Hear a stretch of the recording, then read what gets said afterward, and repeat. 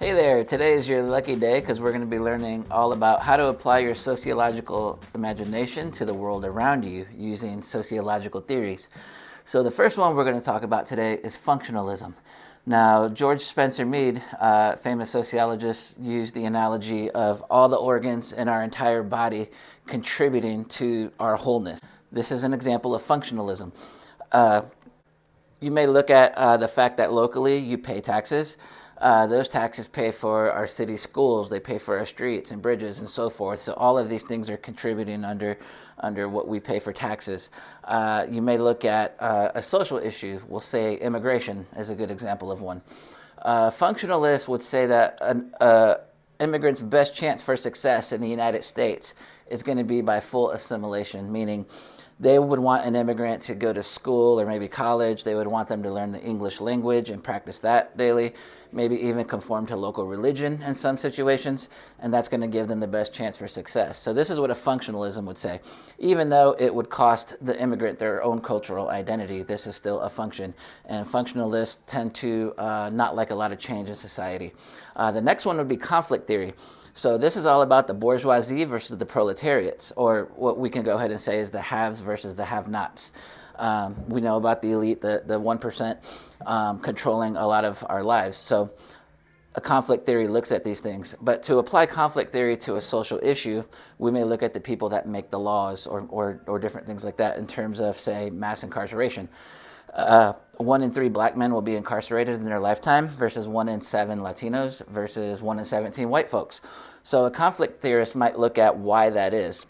Are there more policing in minority neighborhoods? Are the sentencing laws different depending on what crime is committed by which race? That sort of thing. It would look at the fact that the face of the crack epidemic of the 80s and 90s was the black man and they were sent to prison. The face of the opioid epidemic is the white man from the 2000s on, and we have drug court for them, so they're given multiple 2, 3, 4 chances. So a conflict theorist is going to examine why this is and to try to develop social change that way. Now, for a micro approach versus the macro approach of functionalist or conflict theory, we're going to look at symbolic interactionism.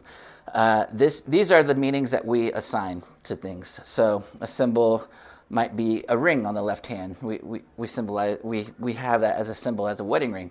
Or you might look at the U.S. flag. To some people that means patriotism. To some people military, hot dogs, baseball, apple pie, any number of things. But to somebody in Palestine, that symbol might mean oppression to them because of their different social reality towards that object.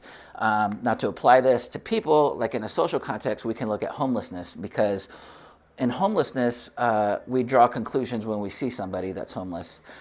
Do you believe that they're lazy, that they're drug addicted or violent, or do you see that maybe they just went through some bad circumstances? After all, we're all only 1 or 2 bad circumstances away from finding ourselves there ourselves. So what meaning do we assign when we see that? And I tend to believe that this is what creates a more empathetic sociologist, is when we're able to look at all these theories, but especially the micro theory, where we're placing an emphasis on individuals. Now, as a bonus, I'm going to give you an offshoot of conflict theory, which is feminist theory. So to look at feminist theory, the obvious example is the wages. Women can expect to make 70 cents to the dollar of a man, so feminist theorists would look at why that is. Now, if you want to take it a step further and look at intersectionalism within feminist theory, we're going to look at the fact that the black woman makes 60 cents on the dollar to a white man, or the Latina makes 40 cents on the dollar to the white man, and look at reasons why that is in order to create in order to bridge that wage gap a little bit. So there's some theories for you. We're going to have some fun applying them to all sorts of things. Now you're equipped to look at these different perspectives over anything in your own life. So we'll see you next time.